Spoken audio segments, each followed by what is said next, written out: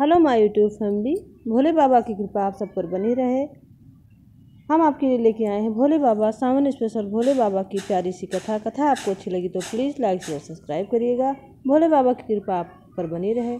एक बार भगवान शिव अपनी पत्नी पार्वती के साथ धरती अमरावती नगरी गए, जहाँ भगवान शिव का एक विशाल मंदिर था। भगवान शिव अपनी पत्नी के साथ वहां विश्राम करने के लिए रुके। तब माता पार्वती ने कहा कि मैं बैकगैमन खेलने की इच्छा है, और पत्नी के इस इच्छा को जानकर भगवान शिव उनकी पत्नी के साथ अपनी पत्नी के सामाजिक खेल खेलने बैठ गए। चौरस लगते ही मंदिर का पुजारी आया, जिससे माता पार्वती ने पूछा, बताओ पुजारी कौन है, आज इस खेल में किसकी जीत होगी। तो इस पर पुजारी ने बताया कि इसमें महादेव की विजय होगी, लेकिन चौरस में माता पार्वती की जीत हुई और इस वजह से उन्होंने ब्राह्मण को झूठ बोलने के कारण कोढ़ी होने का श्राप दे दिया। माता पार्वती कैलाश पर लौट आई। और माता पार्वती के श्राप के कारण पुजारी का जीवन नरक बन गया, और माता के श्राप के कारण कोई भी पंडित उसे छूने से डरता था। लोग उसे देश निकालने की बात करने लगे। राजा ने उसे देश में निकालने की बजाय मंदिर में निकलवा दिया, और इसी कारण ब्राह्मण जो उस मंदिर का पुजारी था उसी मंदिर के बाहर बैठकर भीख मांगने लगा। कुछ समय बाद स्वर्ग में कोई अप्सराएं मंदिर में आई और पंडित की दशा देखकर उनका हालचाल पूछा हालचाल कैसा है। तो पंडित ने बताया कि वह माता पार्वती के श्राप के कारण ऐसा हो गया है। तो उन्हें बाद स्वर्ग में अप्सराओं के पुजारी को 16 सोमवार व्रत रखने की सलाह दी। पंडित ने पूछा कि 16 सोमवार का यह व्रत कैसे किया जाता है। तो ऐसी अप्सराओं ने कहा कि प्रत्येक सोमवार को सूर्योदय से पहले स्नान करके स्वच्छ वस्त्र धारण कर ले, 1 किलो गेहूं का आटा लेकर उसके 3 भाग कर लें, और उसके बाद में घी का दीपक जलाकर गुड़, मिठाई, बेलपत्र, अक्षत, फूल, जनेऊ का जोड़ा लेकर भगवान शिव की पूजा करनी चाहिए। और बाद में आपको अपने बनाए हुए आटे के 3 भाग में से 1 भाग भगवान शिव को अर्पित करना है, और 1 भाग को प्रसाद समझकर बच्चों में बांट देना है। इस प्रकार जब व्रत करते समय 16 सोमवार बीत जाए तो 17 सोमवार को लगभग 1.25 किलो आटे में गुड़ और घी मिलाकर चूरमा बनाना।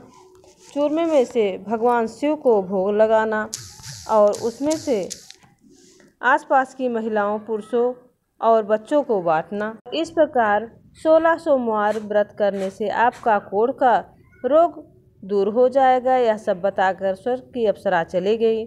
उसके बाद उस पंडित ने उसी विधि से 16 सोमवार व्रत किया और भगवान शिव की कृपा से उसका कोढ़ नष्ट हो गया। और उसके बाद राजा ने उसे फिर मंदिर का पुजारी बना दिया, और राजा को पुजारी बनाकर फिर से मंदिर में सुखपूर्वक अपना जीवन व्यतीत करने लगा। कुछ दिनों बाद पार्वती माता भगवान शिव के साथ फिर से पृथ्वी पर आई और उसी मंदिर में आराम करने के लिए रुक गई। और पार्वती माता ने देखा कि पंडित ने जो उसके श्राप के कारण कोढ़ी हो गया था, इस बार पूरी तरह से स्वस्थ है। तो पार्वती माता ने पूछा कि आप स्वस्थ कैसे हुए। तो पंडित ने उन्हें पूरी प्रक्रिया बताई, और पंडित ने बताया कि कैसे 16 सोमवार के व्रत के बाद उन्हें अपने कोढ़ से छुटकारा मिला। इस तरह पार्वती माता प्रसन्न हुई, और पार्वती माता ने सोचा कि उनका पुत्र कार्तिकेय भी उनसे बहुत दिनों से दूर है और हो सकता है कि वह क्रोधित हो, माता पार्वती से दूर चले गए हों, इसलिए वे अपने पुत्र से मिलना चाहती थीं।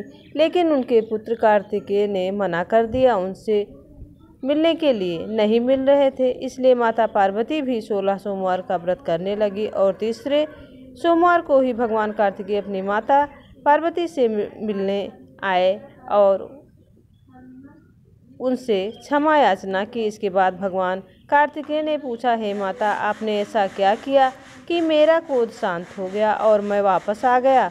तो इस पर पार्वती माता ने बताया कि मैंने 16 सोमवार का व्रत करना शुरू कर दिया है, जिससे तुम शांत हो गए और तुम वापस आ गए। यह जानकर भगवान कार्तिकेय भी प्रसन्न हुए और उन्हें भी अपने मित्र ब्रह्मदत्त की बहुत याद आ रही थी, क्योंकि वह अपने मित्र के राज्य जाने के बाद बहुत दुखी थे। इसलिए उन्होंने भी 16 सोमवार का व्रत रखना शुरू कर दिया और 5वें सोमवार को ही उनका मित्र ब्रह्मदत्त भगवान कार्तिकेय से मिलने लौटा। इस पर ब्रह्मदत्त ने पूछा कि तुमने ऐसा क्यों किया कि मेरा वापस आना संभव हुआ? तो उस पर भगवान कार्तिकेय ने उन्हें 16 सोमवार व्रत की कथा विधि बताई, जिससे ब्रह्मदत्त बहुत प्रसन्न हुए और उन्होंने भी इस व्रत को किया। ब्रह्मदत्त के इस व्रत को करते हुए विदेश यात्रा पर निकल पड़े। वहाँ एक राजा हर्षवर्धन की पुत्री राजकुमारी गुंजीत का स्वयंवर हो रहा था और राजा ने वचन दिया कि हाथी की सूंड में एक माला दी जाए और यदि वह माला व्यक्ति के गले में वरमाला डाल देगी तो उसकी पुत्री का विवाह उसके साथ कर दिया जाएगा।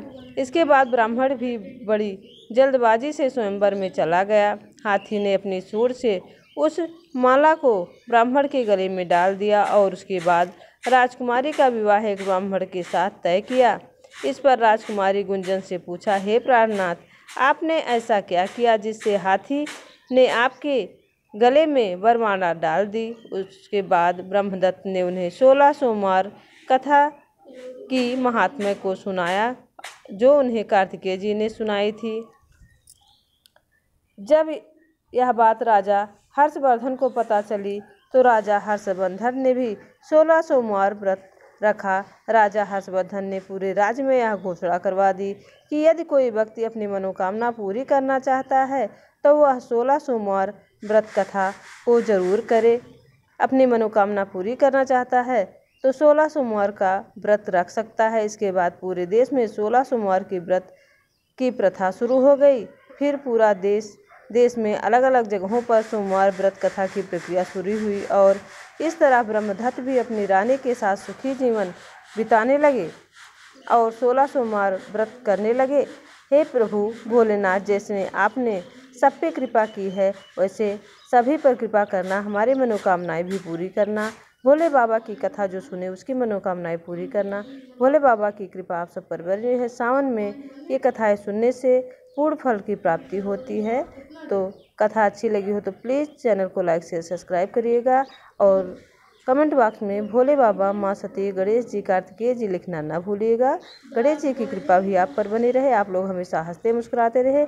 सावन माह की आप सभी को ढेर सारी शुभ